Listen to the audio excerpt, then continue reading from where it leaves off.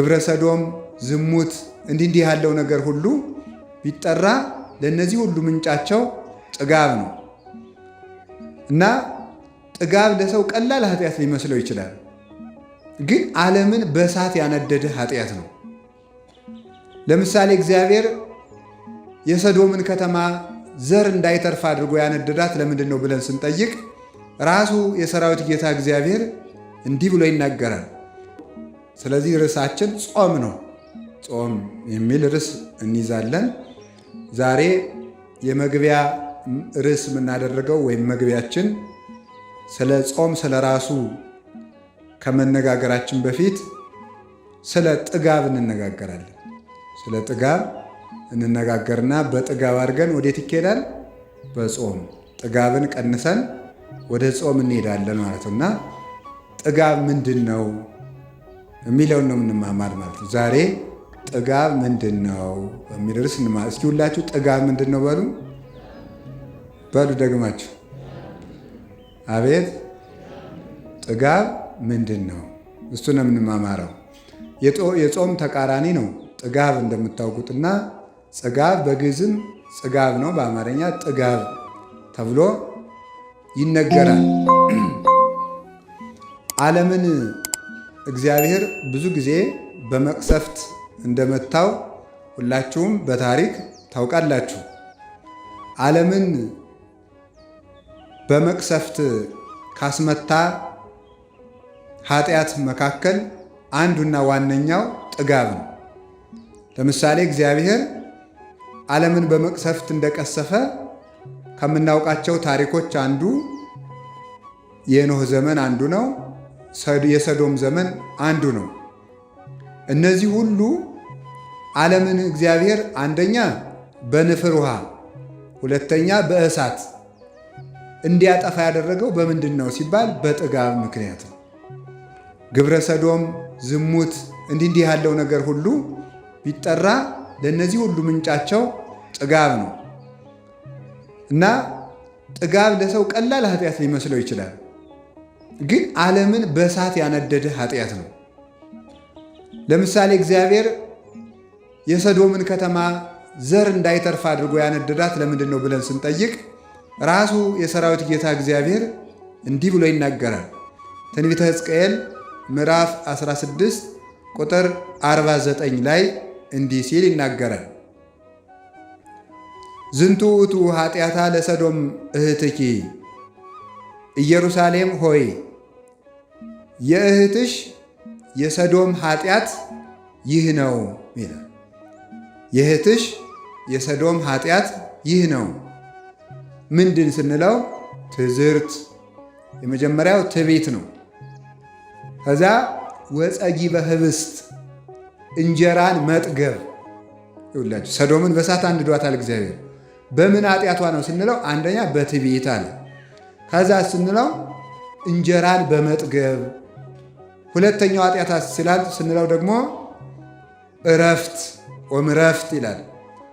ከዚያ ስንል ወምጽርዓት ቦዘኔነት ወይም ሐኬት። የሰዶም ከተማን በእሳት ያቃጠሏት አራት ኃጢአቶች እነዚህ ናቸው። ትዕቢት፣ ጥጋብ፣ እረፍትና ስንፍና ናቸው። እነዚህ አራቱ ኃጢአቶች ሰዶም ከተማን እግዚአብሔር በእሳት እንዲቀጣ አድርጓል ማለት ነው። ስለዚህ ይህንን አባቶቻችን በቅደም ተከተል ሲያስቀምጡት ጥጋብ እረፍትን ያመጣል። ጥጋብ እረፍትን ያመጣል። እረፍት ምንን ያመጣል?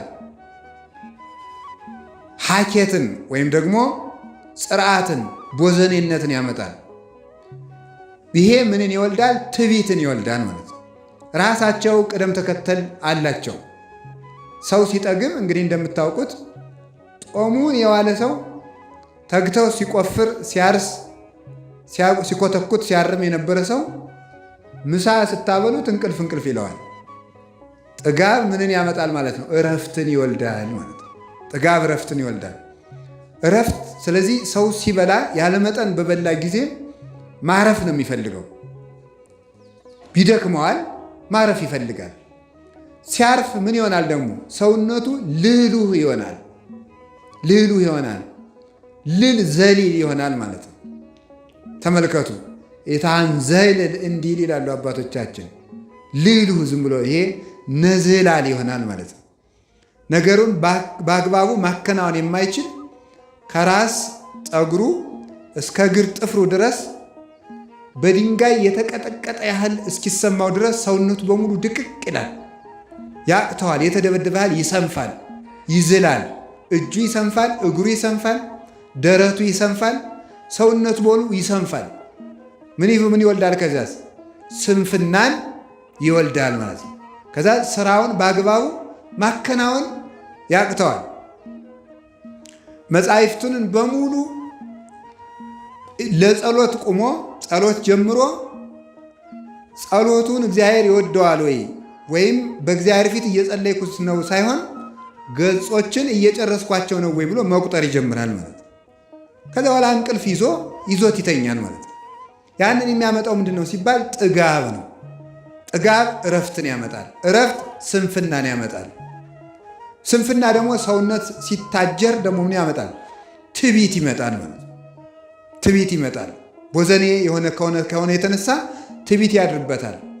ዘላ ሲታበይ ራሱን የሚያስተዳድር ያህል ይሰማዋል። ረድኤተ እግዚአብሔርን ተግቶ መፈለግን ያቆማል። እግዚአብሔር የማይቸግረው ስለሚመስለው የጠገበ ሰው እንኳንስ የሚታመም የሚሞት እንኳን አይመስለው። ሰው በጠገበ ሰዓት እንኳን ሕመም፣ ሞት፣ እንኳን ድህነት፣ ሞት ትዝ አይለውም። ስለዚህ ሰው ደግሞ ተዘክሮተ ሞት ከሌለበት ሞትን ከረሳ ደግሞ የሰው ልጅ ምን ይሆናል? በፍጹም ትዕቢተኛ ነው የሚሆነው። ትህትና አይኖረውም።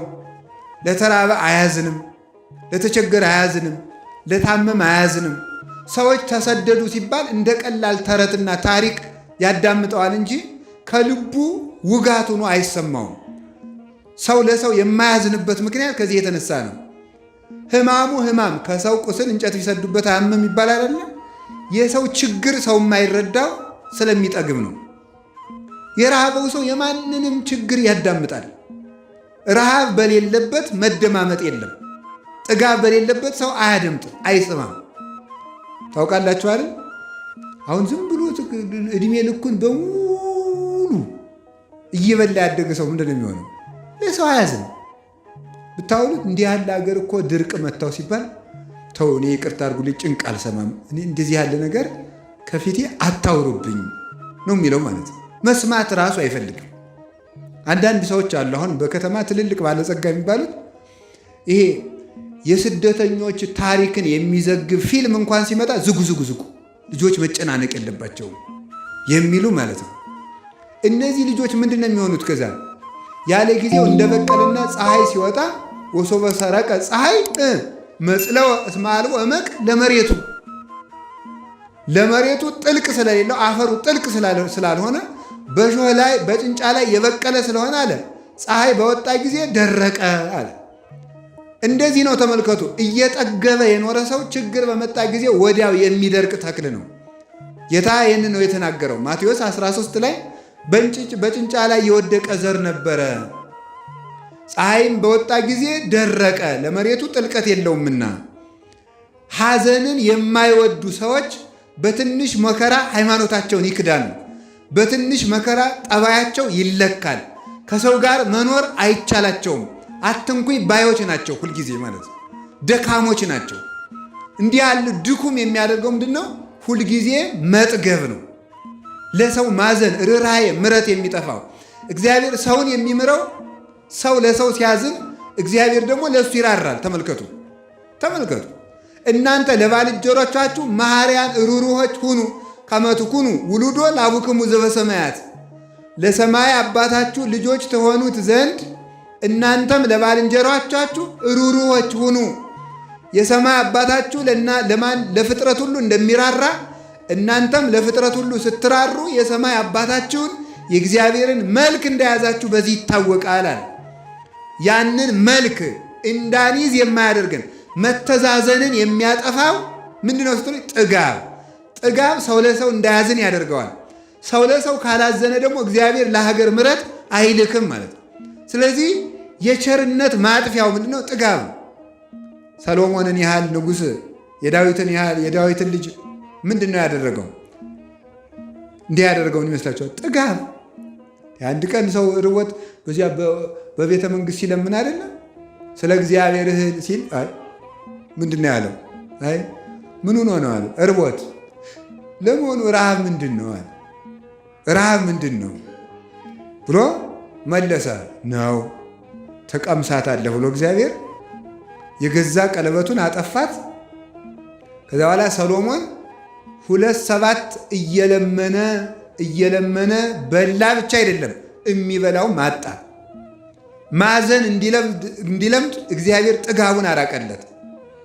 እዛ በኋላ ተመልኮ እየለመነ ሲበላ እንኳን ተጸይፈውት ከዕለታት አንድ ቀን ሊበሏት የተጸየፏትን የሞተች ዓሣ ነው ወርውረው የጣሉለት። የተጸየፏትን ያችን ደስ ብሎት ሰሎሞንን ያህል ባለጸጋ ጠብሶ ሊበላ ክፍት ሲያደርግ ቁልፉን አገኘና ቀለበቱን እጣቱ ላይ ሲያደርግ የእግዚአብሔር ክብር በላዩ ላይ ሰፈነበትና ንጉሡ እነዚህ ማን አመጣቸው ክብብ ብለው ወደ ቤተ መንግሥት መለሱ። ምን ብሎ ጸለየ? መጨረሻ ላይ እንዳልጠግብ ባለጸጋ አታድርገኝ፣ እንዳላማርርህ ድሃ አታድርገኝ፣ እነዚህን ሳልሞት አትከልክለኝ ብሎ ጸለየ ሰሎሞን። እንዳልጠግብ ባለጸጋ አታድርገኝ፣ እንዳላማርርህም እምበላው አታሳጣኝ፣ ሳልሞት እነዚህን 2 ጸሎቶችን አትከልክለኝ ብሎ ሰሎሞን እነዚህ 2 ነገሮች ይለምኗል ማለት ነው።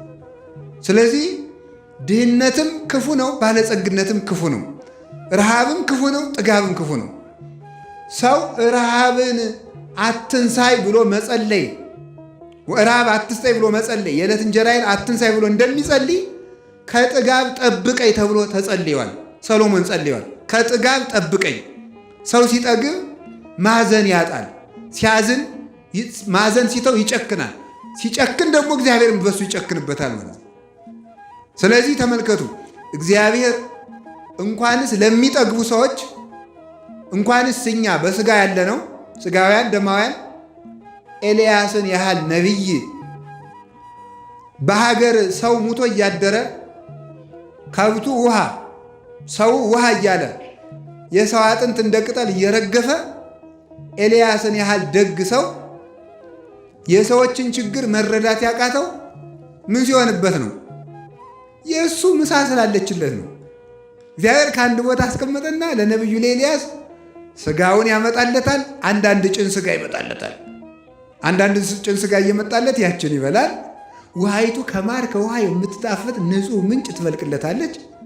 ነቢዩ ኤልያስ ያችን እየተመገበ ተመስገን፣ በአገሩ የረገፈውን አያስብም። ልክ እንደናንተ ማለት ነው። ቁርሳችሁ እራታችሁ ስለማይጎላችሁ የማይጎልባችሁ በየበረሃው የወደቀውን ሰው ትዝ የሚለው ሰው የለም በፍጹም ማለት ነው። ዳቦ እየበላ እግዚአብሔር ለምን እንጀራ አይሰጠኝም ብሎ እግዚአብሔር ጋር ትግል የሚገጥም ነው ያለ።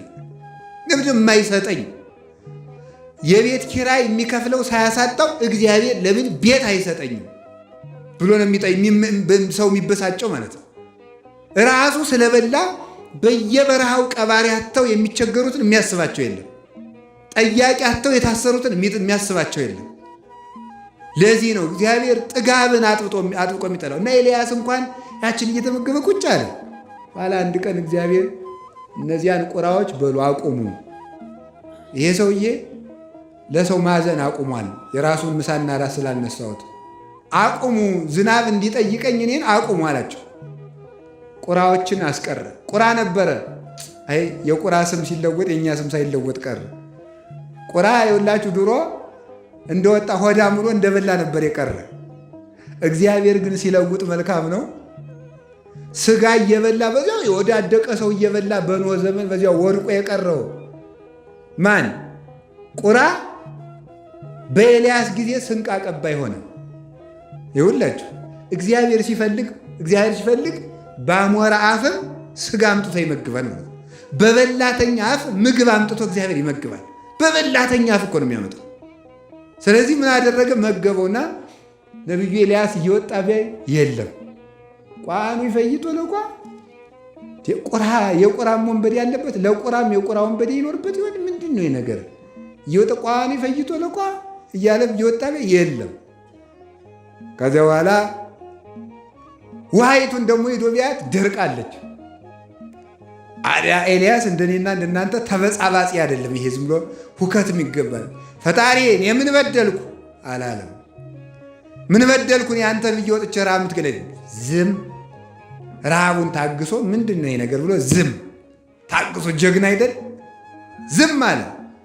ኋላ እግዚአብሔር ሲያበላውም ዝም አለ። ደግሞ ቢያስቀርበት ዝም እንዲሁ እኮ ግሩም እግዚአብሔር ቸር አይደለም? ይሄ ደግሞ እነሱ የእነሱን ጉዳት ይህ ብዬ ምሳና እራቱን ባስቀረበት ደግሞ እሱ ራብ ሊሞት ነው ብሎ እግዚአብሔር ቸር አይደል? ኤልያስ ታግሶ ራቡን ዝም ቢል እግዚአብሔር መጣና ኤልያስ እንዴት ነው ነገሩ? በላውን ደግሞ አንተ ራብ ትሞትን? ተመልከቱ። ሁራ ሀገረ ሰራፕታ፣ ወደ ሰራፕታ ሂድ። ወበህየተ ሴሰየከ ሀቲ መበለት፣ በዚያ አንዲት ድሃ ትመግብሃለች አለ። ሄደ። ከዚያ በኋላ ቅዱሳን የዕለት ራት እንኳን ቢያጡ እግዚአብሔር ውጡ ሳይላቸው አይወጡ፣ እግዚአብሔር ግቡ ሳይላቸው አይገቡ። የሚሰማሩ ከእግዚአብሔር አግኝተው ነው። እማበ እግዚአብሔር ይጸኑ ሁረቱ ለሰብ፣ የሰው ጎዳናው ከእግዚአብሔር ተነስቶ ሲሆን ይቀናል ብሏል ቅዱስ ዳዊት። አይሄዱም። ለመብላት እንኳን ጦም ውለው ጦም አድረው እንጀራ በዚህ ሀገር አለ ቢባሉ እንኳን እግዚአብሔር ሂዱ ሳይላቸው አይሄዱም። ተነስቶ መንገድ ለመንገድ ሰራፕታ ሂድ ያለው መንገድ ለመንገድ የወደቀውን ሰው አይቶ ለካ እኔ ሥጋዬን እየበላሁ ኃይል እየጠጣሁ የሁሉ ሰው ተርቦን የሚያድሎ እንዲያዝንና ዝናብ አዝንም እንዲላይ ብሎ ነው። ከዚያ በኋላ ሄደ አየ። አይቶ ደግሞ ይኸውላችሁ አንዲት ድሃ አገኘ። እንዴት አደርሽ አንቺ ሴት አላት። እግዚአብሔር ይመስገን። እባክሽን ተመልከቱ ትንሽ ቁራሽ ዳቦ ስጭኝ አላት። በዚያውም ትንሽ ውሃ ስጭኝ አላት። በኤልያስ ጊዜ ውሃ አንተ ሰማይ ለጉመ ደግሞ ውሃ ትለምናለህ። አንተም ውሃ ይጠማሃል፣ አንተም ይርባሃል። መሬቱን የዘራችሁብሽን አታብቂ ብለህ ብላ በልቧ ነው እንደዚህ ያለች አላለችም። በአንደበቷ ግን ምንድን ነው ያለችው? አይ ያው እግዚአብሔር ምስክሬ ነው፣ እቤት ያለችው እፍኝ ዱቄት ናት። ያችንም እኔና ልጄ አንተም በልተናት እንሞታለን። ና እንሂድ አለችው። እባክሽ እርቦኛልና መጀመሪያ ለእኔ አምጭልኝ አለ። ቂጣውን ጋግሪና መጀመሪያ ለእኔ አምጪ፣ ኋላ ደግሞ አንቺና ልጅ ትበላላችኋል። ለጊዜው ርቦት ነው፣ ጦም የዋለ ጦም ያደረ ነቢይ ስለሆነ። ምስጢሩ ግን መጀመሪያ ለቤተ ክርስቲያን አምጥታችሁ ኋላ ለራሳችሁ ብሉ ማለቱ ነው። የዛሬ ሰው እኮ መጀመሪያ ራሱ ስለሚጋጠመው ነው የማይበረክትለት። መጀመሪያ ለኤልያስ ጋግሮ ማምጣት፣ ቀጥሎ ራስ መብላት ነው። መጀመሪያ ለቤተ ክርስቲያን ነው። ድሮ እኮ እሸትም ሲደርስ መጀመሪያ የሚወሰድ ለጳጳሱ ነው። አዲስ እሸት ቢደርስ ገበሬው የፈለገ ርቦት ቢቀር ከጳጳሱ ወስዶ አስባርጎ ይሄው አዲስ እሸት ወይኑ ትርንጎው ደርሷል፣ ባቄላው በቆሎው ደርሷል፣ አባታችን ይባርኩልን ብሎ እዚያ በኋላ ይበላል ማለት ነው።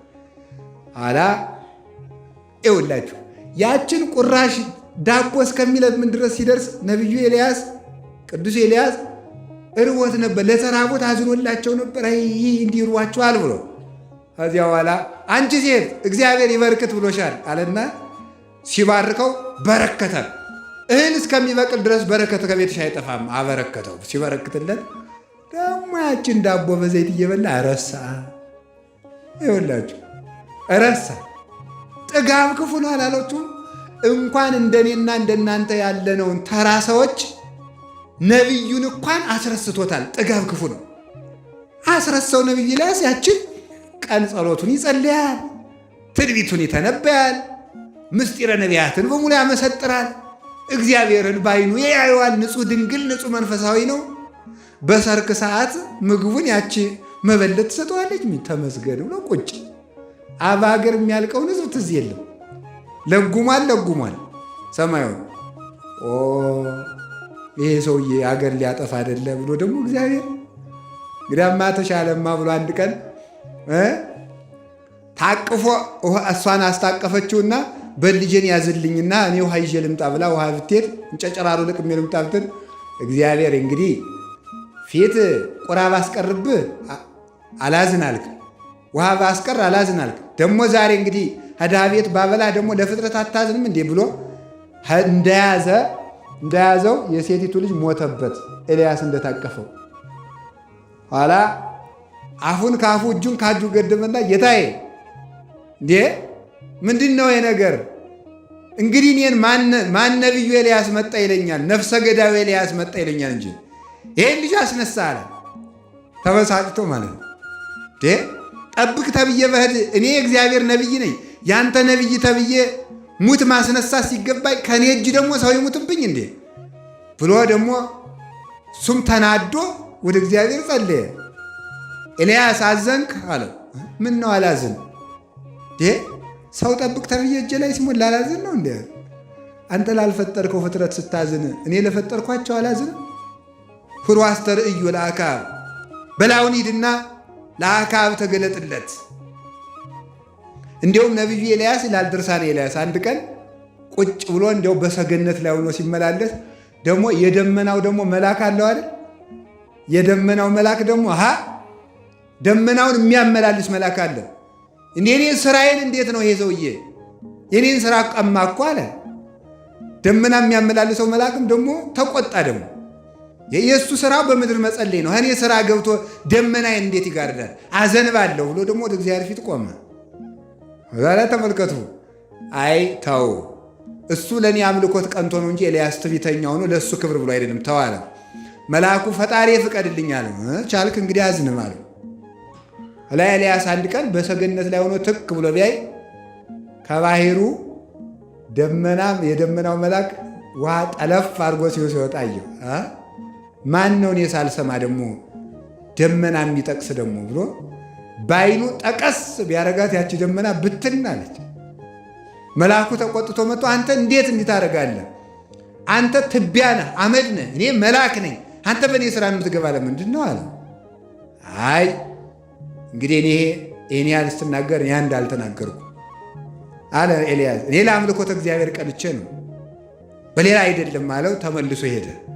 አሁን በኋላ ግን ሂድ አሁንም ለሕዝቡ ተገለጥ፣ አንተ ስለበላ ሰው የሰውን ጉዳት አልተረዳህም ብሎ እግዚአብሔር ገስጾ ሄዶ ኤልያስ እግዚአብሔር ቸር አይደል ለሕዝቡም አዝኖ የኤልያስንም ውለታና ስልጣን አክብሮ ወዳጁ ስለሆነ ኤልያስ የገዘታትን እግዚአብሔር ሁሉን ቻይ ነኝ ብሎ አልፈታበትም።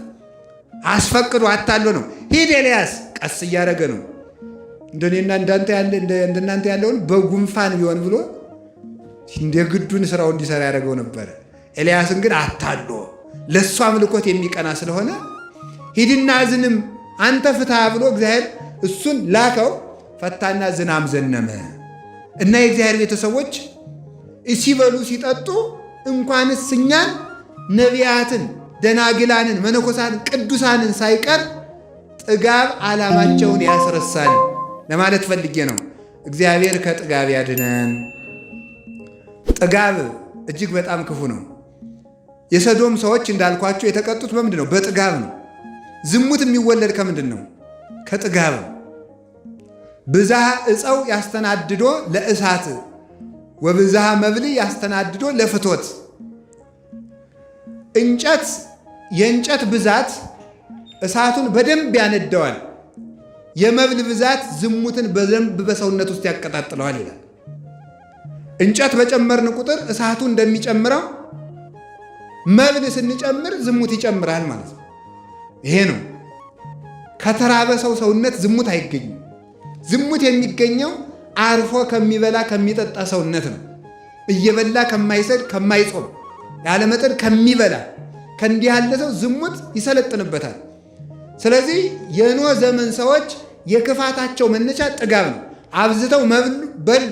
ሲበሉ አንድ ሴት አልበቃቸው አለ። ለሴቶቹ አንድ ወንድ አልበቃቸው አለ። ሴቶቹ 7 ወንድ አንዲት ሴት በቅዱስ መጽሐፍ እንደተጻፈ መሬት አፍ አውጥታ እስከምትከስ ድረስ ከወንድና ከሴት ጋር ብቻ ሳይሆን ከመሬት ጋር ዝሙት እስከሚፈጽሙ ድረስ እንደ ባዝራ እንደ ፈረስ ልጅ እናቱን እናት ልጇን ዝምድና እስኪፈርስ ድረስ ያደረሳቸው ምንድነው ስትሉ ጥጋብ። ንፍር ውሃ አምጥቶ በሰማይ 7 መስኮት በምድር 7 ከፍቶ መሬትን እግዚአብሔር በፈላ ውሃ ቅቅል አድርጎ የጨረሰ በምንድን ነው? በጥጋብ ነው። በሰዶም ሰዎች ቅድም እንደነገርኳችሁ የሰዶም ኃጢአቷ ይሄ ነው፣ ጥጋብ። እንጀራን መብላቷ፣ መዝለሏ፣ ማረፏ፣ እረፍት ማብዛቷ ዝሙትን ወለደ። ዝሙት ከምን ይወለዳል ካላችሁኝ፣ ከጥጋብ ይወለዳል። ሶበ ይጠፍ እሳት ይከውን ሐመደ። እንጨቱን ስንቀንሰው እሳቱ ይጠፋል፣ ነበልባሉ ይበርዳል። ነበልባሉ ሲበርድ አመድ ይሆናል። መብል ሲቀነስ የዝሙት እሳት ይጠፋል። ከማዊ ይላል ተመልከቱ። ዘየሐጽጻ ለመብል ያስየስላ ለፍቶቱ። መብልን የሚቀንስ ሰው፣ እሳቱን ማጥፋት የፈለገ ሰው እንጨት መቀነስ እንዳለበት የዝሙት ኃጢአት የተቆጣጠረው ሰው መብል ካልቀነሰ ዝሙቱ አይጠፋለትም ማለት ነው። ዝሙት የሚጠፋው በምንድን ነው? መብልን በመቀነስ ነው። ይህንን የሚናገረው። ስለዚህ የዝሙት መነሻው ጥጋብ ነው። ጥጋበኛ ሰው ከዝሙት መዳን አይችልም። ዓለምም የሚጠፋው በዝሙት ነው። ሶምሶንን ያህል ሰው ምስጢር ያወጣ በምን ይመስላችኋል? ጥጋብ ነው። ዘማዊቱ ደሊላ ብትለምነው ብታባብለው እምቢ ያለው ሶምሶን አብልታ አጠገበችው፣ አጠጥታ አረካችው፣ ምስጢሩን አወጣለት። ምስጢር የወጣ የሶምሶን ጸጋ የተገፈፈው በጥጋብ ነው። ቅዱስ ዳዊት የወንድ ሚስት የቀማው በምንድን ነው? በጥጋብ ነው። ነፍስ ያስገደለ በምንድን ነው? ሚስቲቱን መቀማቱ ሳያንሰው ባሏን ያስገደለ በጥጋብ። በልቶ ጠጥቶ በሰገነት ላይ ሲመላለስ ረፍት ውሎ በልቶ ጠጥቶ በሰገነት ላይ ሲመላለስ የሴት አካል አየ፣ በሐፀ ዝሙት ተነደፈ፣ ወደቀ። በአንድ ጊዜ 3 ኃጢአት ሰራ። አታመንዝርን ፈጸመ፣ ኢትሁር ሀበ ብእሲተ ብእሲ፣ የባልንጀራህን ሚስት አትመኝን አፈረሰ። መጨረሻ ላይ ኢትቅትል፣ አትግደልን አፈረሰና ባሏን አስገደለ። ስለዚህ ይሄ ሁሉ የተፈጸመው ምንድን ነው ስትሉ በጥጋብ። ዳዊትን ያህል ነቢይ ያሰናከለ ጥጋብ ነው። ሶምሶንን ያህል ጀግና ያሰናከለ ናዝራዊ ፍጹሙን ድንግል ያሰናከለው ምንድን ነው? ጥጋብ ነው። የወይን ብዛት ነው። የመብል ብዛት ነው። ስለዚህ የዝሙት መነሻው ጥጋብ ነው። ጥጋብ ደግሞ ዝሙትን ይወልዳል። ዝሙት ሀገር ያጠፋል። እግዚአብሔር በሀገር መዓት የሚያዝበት ዝሙት ሲበዛ ነው። ይሁልኝ ስሙልኝ፣ በሀገር ጦርነት፣ ረሃብ፣ ድርቅ የሚበዛ ጥጋብ ሲበዛ ነው። ጥጋብ ዝሙትን ሲወልድ ነው። ዛሬ ዝምድና የሚያከብራለን 7 ትውልድ ቆጥሮ የሚጋባ ማን አለ? 3 ቤት ይጋባል፣ 4 ቤት ይጋባል። እንዴት ነው እስቲ በየሀገሩ ከኢትዮጵያዎችም ወጣችሁ ስታዩ ሰው አክስቱን ማግባት ይቻላል እየተባለ ኢትዮጵያ ውስጥም ይፈቀድ ተብሎ ሰላማዊ ሰልፍ ተወጥቶ ነበር። ሰው እናቱን የሚያገባባት ሀገር አለች ዛሬ በዓለም ላይ። እናት ልጇን ማግባት የምትችልበት ሀገር ዛሬ አለች በዓለም ላይ። እነዚህ ሁሉ የተፈጠሩ ከምን ነው? ከጥጋብ ነው። ጾም የለማ። ጾም ስለሌለ ፈረንጆቹ